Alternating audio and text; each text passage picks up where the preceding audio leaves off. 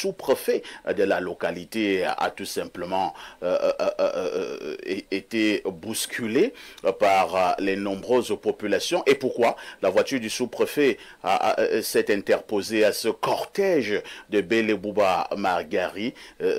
Malheureusement, les populations ont failli brûler ce véhicule et le cortège est passé. Voilà les images que nous avons devant nous, même comme j'aurais voulu que nous puissions justement arriver au niveau de ce véhicule du sous-préfet de Minganga. Je pense que cela est en train d'être fait. Ce sont des milliers de personnes qui voulaient absolument que ce cortège de Bello Bouba Magari, voilà le véhicule du sous-préfet qui est en train d'être presque vandalisé. Oui, les populations sont en train d'enlever ce véhicule, j'insiste, c'est le véhicule du sous-préfet. On dit que ce véhicule doit quitter la route pour que le cortège de Bello Bouba Magari puisse passer. Je commence d'abord par le professeur Jean Baebek, l'UNDP, le FSNC. Beaucoup ont pensé que lorsque Bello et Turoma ont lancé cette opération pour le 12 octobre, nous disions que c'était peut-être un feu de paille. Est-ce qu'il faut dire que ces deux personnalités sont sérieuses par rapport à cette élection présidentielle? Merci, parfait. C'est pire que ça. À la lecture d'un fondamentaliste de l'UPC et surtout de quelqu'un qui s'intéresse beaucoup à l'histoire. Il y a deux matières qui m'intéressent. Donc quand je lis beaucoup la philosophie et l'histoire. Très bien. L'histoire, parce que l'histoire permet de comprendre le passé, de connaître le passé. Tout à fait. Et la philosophie, parce qu'elle permet d'interpréter les comportements présents. Et ce que l'histoire nous apprend là, il faut que la jeunesse ouvre les yeux. Et les oreilles. Ce que l'on voit là, est ce que j'ai vu pendant tout le premier trimestre de mes études, de ma première année d'études de médecine. J'ai commencé les études de médecine le 1er décembre. J'ai passé le concours le 29 novembre. Parce qu'on avait fait 2 concours. J'ai passé le 2e. J'ai commencé les études le 1er. Et du 1er décembre 83 jusqu'au 6 avril, c'est ça qu'on a vécu. C'est-à-dire que l'UCUNC-RDPC, qui n'était pas encore le nom là, se fait en deux et se met à se battre administrativement et politiquement. Ça a abouti à la nuit du vendredi à samedi 6 avril à un coup d'État. Les deux camps qui s'opposent, c'est les aïdjoïstes traditionnels, parmi lesquels Bello Chiroma joue un rôle important. Chiroma d'ailleurs était en... Ça arrive à un coup d'état, c'est-à-dire que toute la nuit, on a commencé à tirer. Je connais encore, je n'ai pas oublié mon numéro de chambre. J'occupais la chambre 231F à la cité universitaire.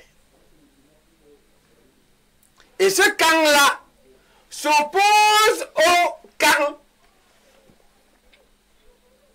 des Biaïs à qui Aïdjo a donné le pouvoir en avant le 6 novembre, un samedi soir, vendredi le 4, j'étudiais sur la route de l'aéroport. Je lisais ma leçon de géographie, j'ai retenu. La lumière s'est coupée.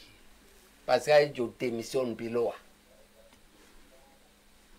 Ce qu'on vit là, c'est le pouvoir néocolonial que Mesmer dit qu'on vous a donné arbitrairement dès 1956, après avoir éliminé politiquement et militairement ceux qui méritaient qu'ils étaient préparés, l'UPC. Et parce que vous étiez impréparés, et vous avez continué à ne pas vous préparer politiquement, vous passez donc la succession au groupe impréparé, et c'est le même groupe qui se bat. Le problème, c'est que cette affaire nous a coûté 1000 morts. Alors que Biloa, dans un coup d'État, il y a à peine 5 ou 10 personnes qui savent ce qu'on fait. Pourquoi vous tuez 1000 personnes?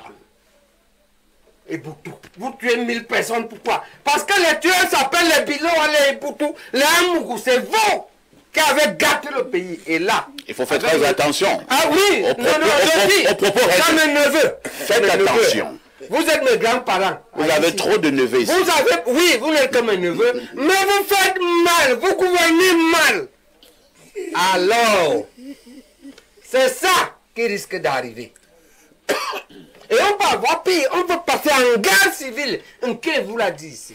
Ce que nous ne voulons pas, professeur. Voilà, et c'est pourquoi, quand je dis ça, c'est ça le diagnostic. Je termine ma méthode médicale. Très bien. C'est quoi la solution, Béloa? Traitement. Au traitement. Béloa, c'est que les dignitaires des deux groupes,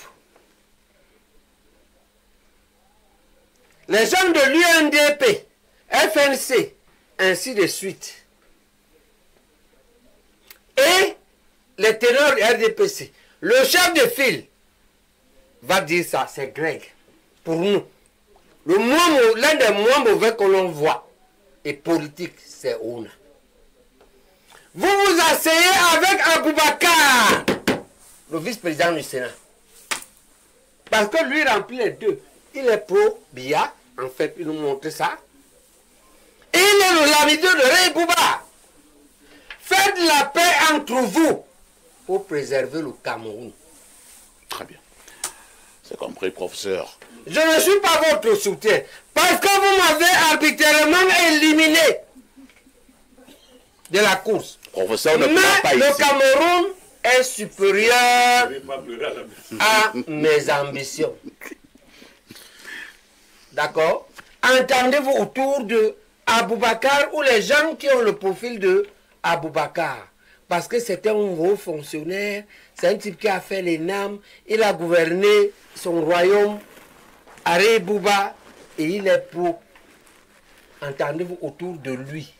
Très bien. À la limite, reconstituer, Chutons, professeur. penser la paix du départ de l'autre.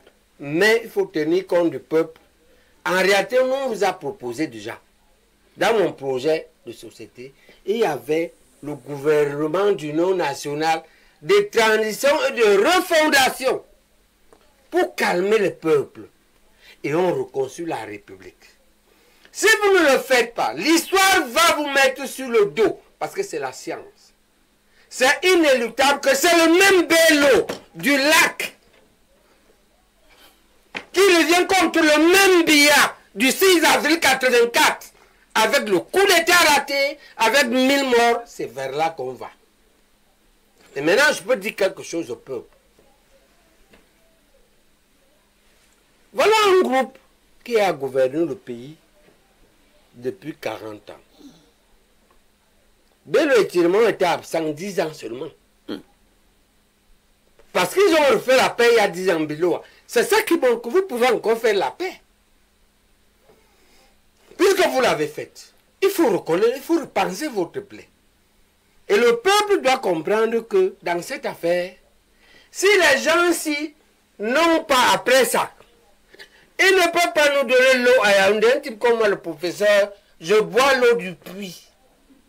Quand je n'ai pas l'argent pour acheter, j'ai mon puits, il n'y a pas l'eau. Les gens qui nous donnent les délaissages en électricité, qui nous donnent les routes qui ont plein de trous qu'on ne peut pas circuler. Il y a des poubelles partout sur la Yaoundé. Vous ne pouvez pas entrer en guerre pour un groupe comme ça. C'est comme si on vous demandait de choisir entre la peste et le choléra. Ce que vous pouvez faire, c'est les observer. Qu'ils se réconcilient, les encourager à se réconcilier. En attendant que nous ayons une opportunité historique pour les changer. Cette opportunité aurait été les élections là, mais nous ont écarté. Mais pour ça, on ne doit pas mettre le feu dans la République. On dit seulement que les autres opportunités arrivent. Les élections seront encore... on n'a pas élu le Parlement. Et si on gagne le Parlement, ben ce n'est pas mauvais. Très bien, merci.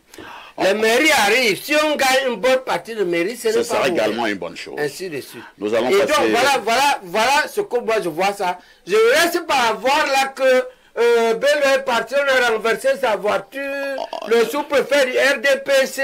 Non, c'est plus fort que ça. Ça vient de loin. C'est deux systèmes apparemment dans un même système. Et je voudrais justement interroger le politologue sur le plateau, doublé des juristes, le professeur Messanga Nyamding. Professeur, c'est encore une bataille aïdjouiste fondamentaliste, comme les appelle le professeur Jean Baebek. C'est un autre combat aïdjouiste fondamentaliste contre biaïste? Non, je pense qu'il faut être rigoureux et pertinent parce que, pour deux raisons.